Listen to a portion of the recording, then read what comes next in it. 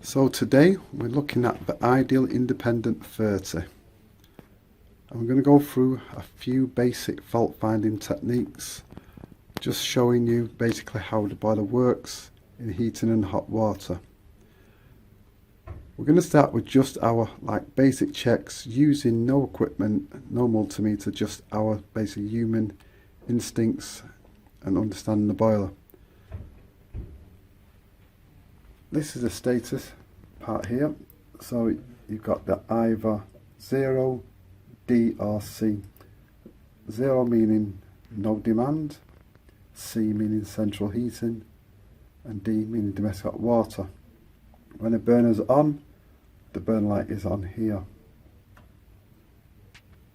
Right, I'm going to go through some basic stuff. So imagine we've got the 0 status light on and we run the hot water. So if we run the hot water tap, what state should we be getting here? D. Okay, and when D comes on, what does that tell us? The flow turbine is made.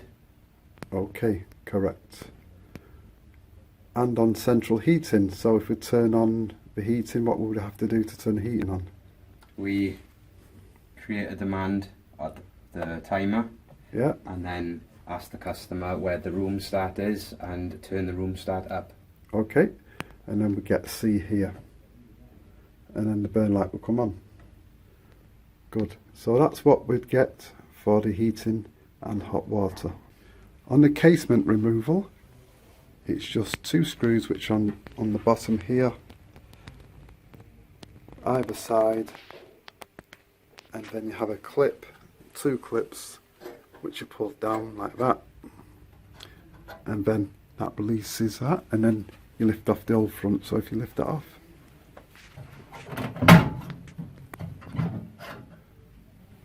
okay.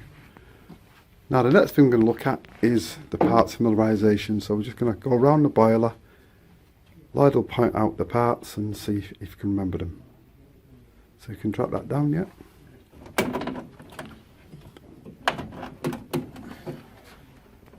Okay, so if you give me my little pencil, I'll point them out. So what's this? It's the pump. Okay. That's the pressure sensor. And what's at the back? That's the PRV. Yep. And there's another part there, that grey top. Yep, that's the automatic air vent. That's it. Great. And this red part here. That is a return sensor. Well done. That's the expansion vessel and Schrader valve. Yep, all that bit. Very technical. And this? That's the condensate trap. And that at the back there.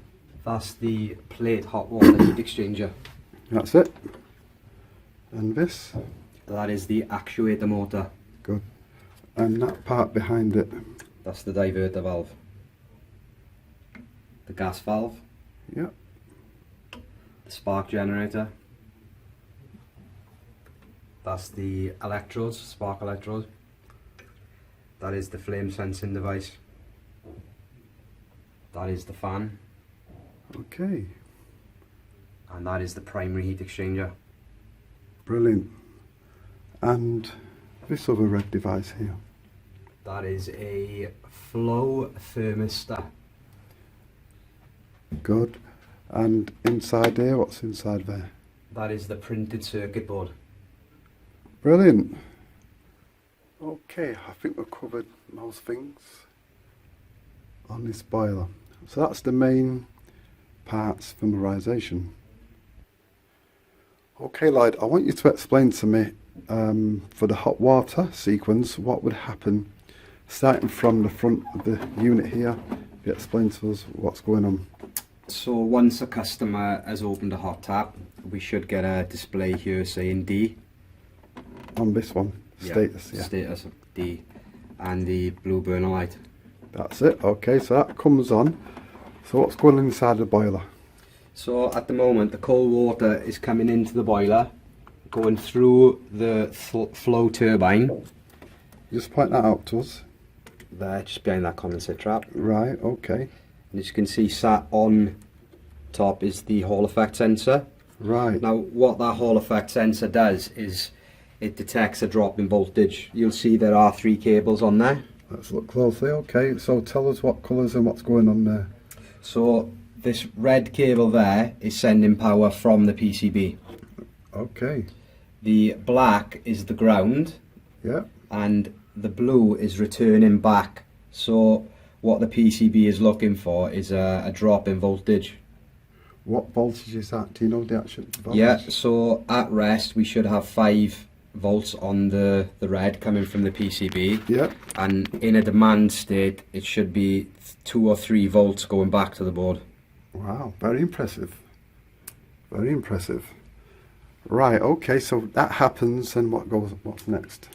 So once the circuit board knows that there's a demand, we're going to get power to the pump, 240 volts. Yeah. So the pump then is going to start pumping the primary water through the primary heat exchanger. Mm. From there, power... Just point what's going on Okay, through the... yep, so basically it's going to go that way, Yeah. up, and if you just track the pen round, there's the primary heat exchanger there. Yeah. There's the primary flow. Yeah.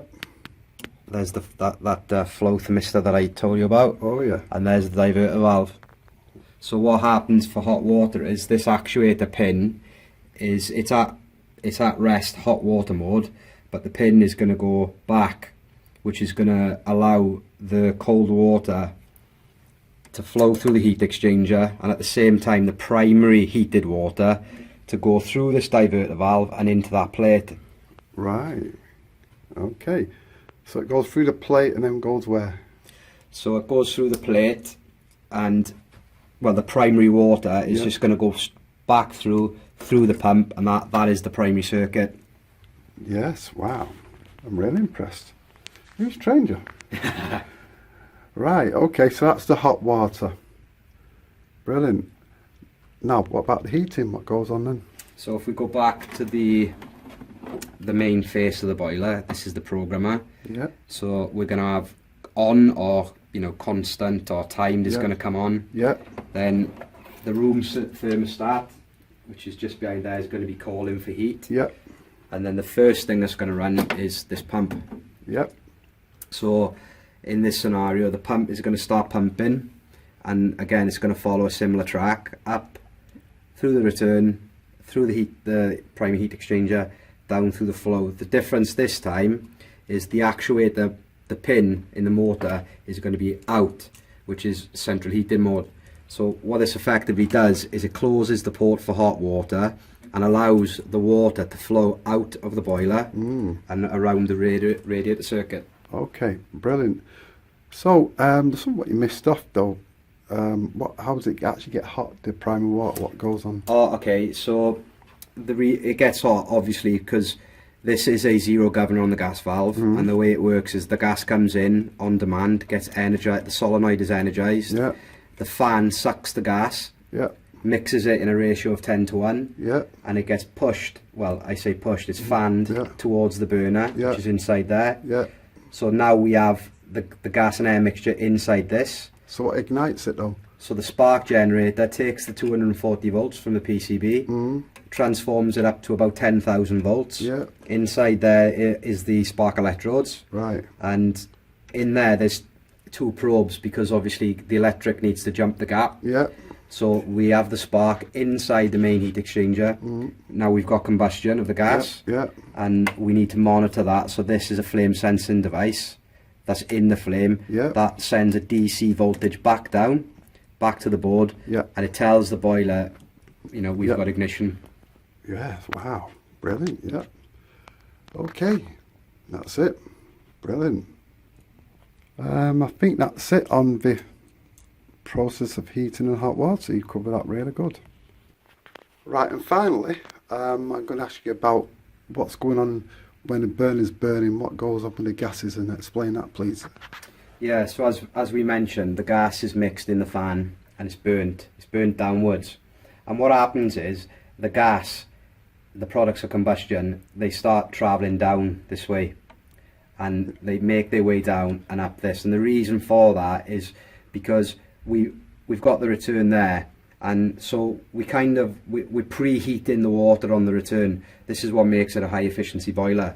So the main gas is burnt, and as the products of combustion are leaving, we're going to take that across the return. So it heats. So when that return meets those products of combustion, there's another exchange of heat. Yeah. And because of that exchange of heat, the temperature of the products of combustion comes down. Yeah. And they condense. That's it. So we need a way to remove that condense. Yeah. And the way that we do that is via a condensate trap. So this is picking up that condensate. It fills this trap, and obviously at the bottom of this then is there's a joint. The waste. Yeah, we can take it to a drain. The drain, yeah. Well done. Well done. Now, there's another thing what I want to ask you about this expansion vessel. Just show people how that works, because it's a bit mystery about that. Yeah, so inside this expansion vessel, we've got essentially two compartments. We've got the primary water on one side, and we've got air on the other side. So what happens in the normal operation of a boiler is, as the pressure increases, this expansion vessel allows for that increase in pressure. And the way it does it is via this pipe there. Okay. So a common fault is if the customer, say for example, we've lost the air pressure in this, then we've essentially lost the ability for the expansion to take place. And what will happen is the water will expand. Now it's got nowhere to go. The pressure of the system's going to increase. And once it gets to 3 bar, at the back you can see a pressure relief valve there. Now that is set at 3 bar as well. Obviously it's a critical safety device. So that's going to basically discharge water from the customer's central heating system, and the pressure of the system's going to drop. That's it, yeah. That's it. So if people are sort of saying my pressure's, I'm over the top of my boiler up, this is the type of thing what you're going to be having. Exactly. Yeah. Okay. Well done. Right, got another question for you. What happens on the central heating when it gets hot? Or what does this do anyway? What does it? So this potentiometer here, as you can see, it's set to economy now. It'll have a temperature value. So that is set to economy, which represents a temperature value of the actual central heating system. And the way it works is if I just pop this down there. So earlier we spoke about the return and the flow. So we need some sort of regulation. We need to monitor the temperature. So you can see there's a thermistor there on the return, and there's a thermistor there on the flow, and they work in harmony together to monitor the temperature, and they work with the resistance. And what happens is, as the temperature of the flow starts to hit that predetermined temperature on the potentiometer, it's going to communicate with the fan. So this is the power for the fan that runs the fan, and this is the communication. So what will happen is, when the temperature comes up, obviously we don't need the burner rate, so the fan will start slowing down. Right. And in turn, with the fan slowing down, it's going to draw in less gas. So with less gas, we're not going to have that intensity in the heat exchanger. Right. So this is just a good way to keep monitoring basically the temperature at all times, and obviously for safety reasons. Right, okay. Excellent, excellent.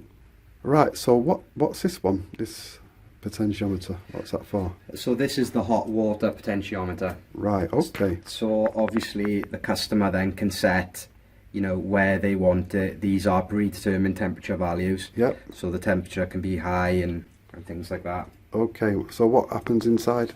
So if we just pop this down again and go inside, so what happens is the flow comes out of the primary heat exchanger down, hot obviously.